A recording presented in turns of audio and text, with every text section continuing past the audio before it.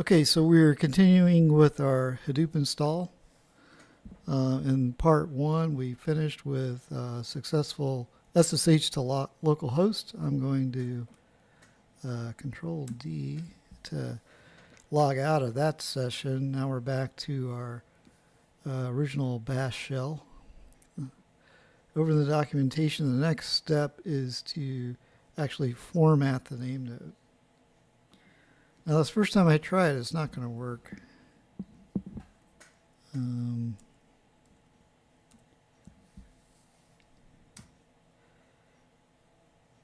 and the reason is,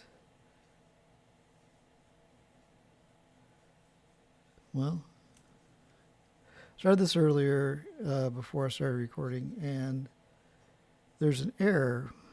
It still formats, but it's having an error with the host lookup. To fix that, we're going to edit. We have to edit as sudo etc hosts. And we're going to go to the end of this line and append our server name, in our case HD shared. And then right and quit. And now let's try this again. The format actually works, so it's asking me if I want to reformat it, and I'll say yes. And then this time we did not get the host lookup error, so that was good. All right, next step in our instructions, we want to start up the DFS.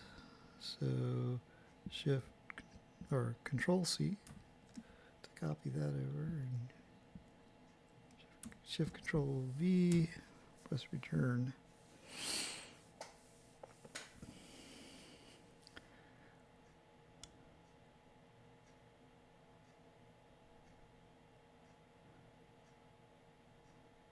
So it's telling us where it's going to be logging.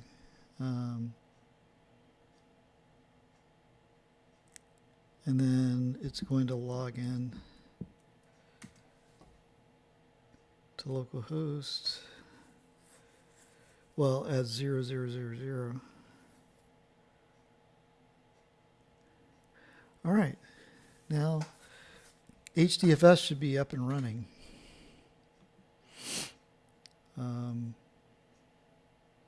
Yeah, so the log directory is mentioned here. We can now browse to our name node. So let's copy that. Control C, open a new browser window. Paste that in.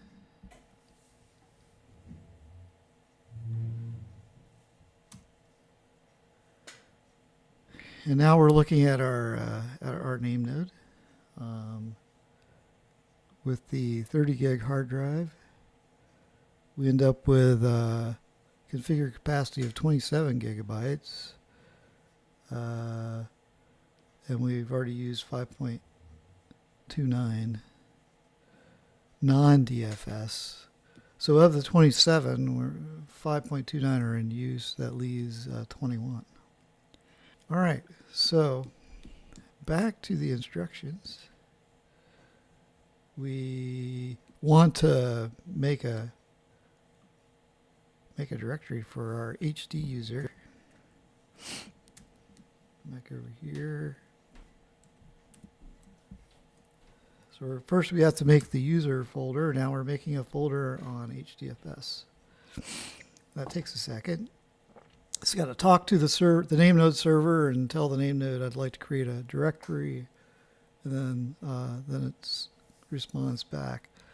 So the next thing we want to do is make our user directory, in our case HD user.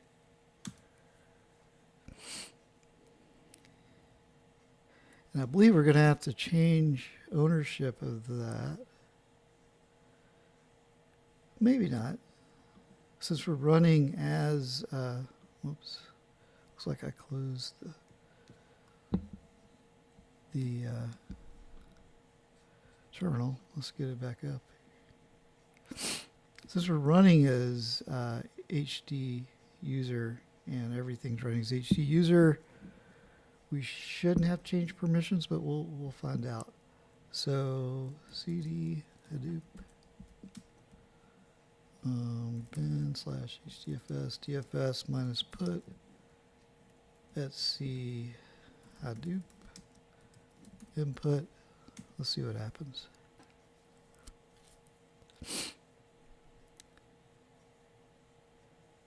And that worked. Okay. So if we do bin slash hdfs dfs minus ls slash, we can see what's on the right. So HD user owns slash user, and so we have no trouble writing there. Now we can run the example. We may have to change something in this line, but I'm not sure yet. Control C. Shift Control V, and then let's see, share. Yeah, I guess that's a subfolder. One of the advantages of working right from the distribution from that directory, Hadoop-2.7-3, is that all of our references are relative to there, and it should just work. Now we're running the Hadoop MapReduce examples jar using grep. And all of the stuff you're seeing here is the initiation of the job. It finished.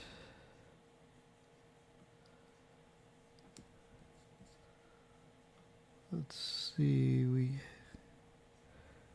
it looked like we had an error here, failed read ahead on iFile. I don't think that's anything we have to be concerned about yet. I recall seeing that before. So now we can look at where the output files. So if we list the file system in the output folder,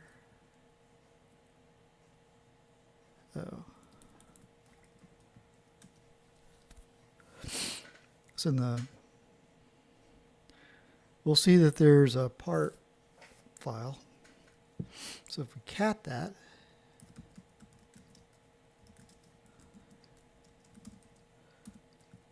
part,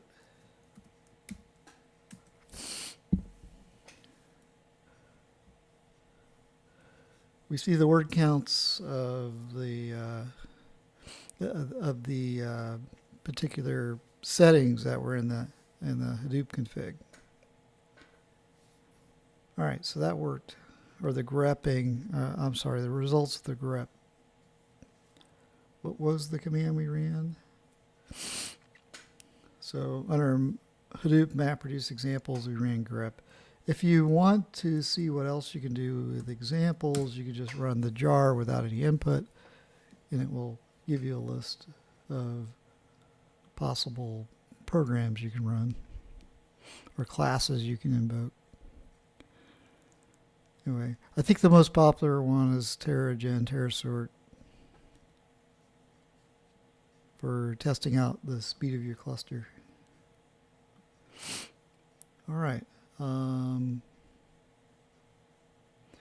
Well, I didn't do it the way they're examining it, but yes, you should be able to run these commands, copying, getting the output from HDFS to your local file system, and then catting the contents of the part files that way. And then I did this version. Okay. So important, when we're done, we need to stop the DFS. It's the processes are running and active, and if your VM gets shut down with it running, it might mess up our file system If that happens, no worries. We can just blow it away and create a new one for our VM. All right. If it was a production system, you wouldn't want to lose your DFS, but we're just playing around. Okay. We're going to set up Yarn. Continuing on with our setup, I went ahead and stopped the DFS. Back to our notes here. We need to get Yarn set up. As we did with HDFS, we have some configuration files to set up here. They don't tell you in the instructions, but there's a template file for the MapRed sites. We're going to copy that.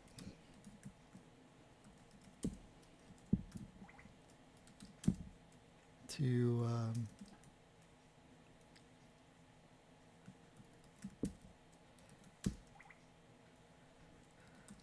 I don't know if it's completely necessary, but it'll give us the structure for the XML. And the header, the XML header, and everything's in there. So now if we vi etc Hadoop MapRed site, we have a configuration block we need to fill in. So back to our instructions, we're just going to copy the properties here.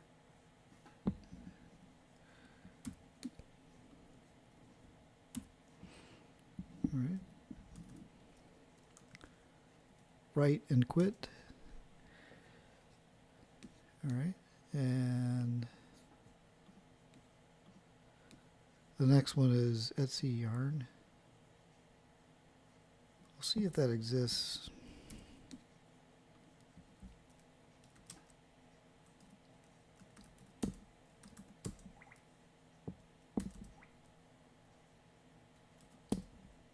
Okay, there's one.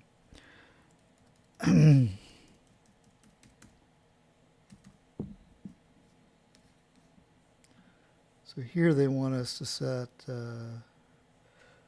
the auxiliary property MapReduce shovel.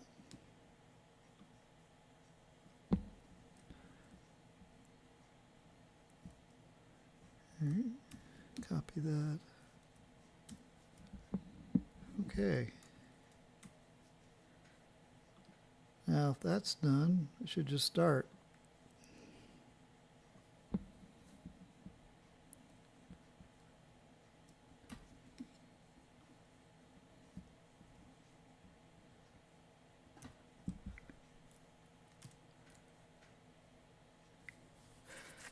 Now, HDFS is not up and running, but Yarn doesn't care about that yet. If we tried to run a MapReduce job, that wouldn't work.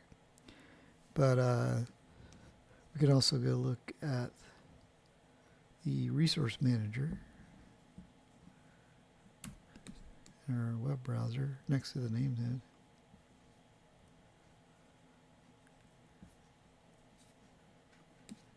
All right.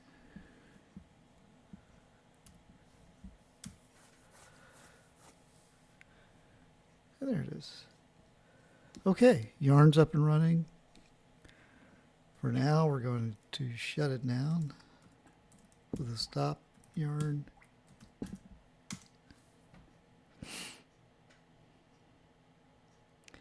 And we'll continue on with some minor changes to the VM to make things easier for us.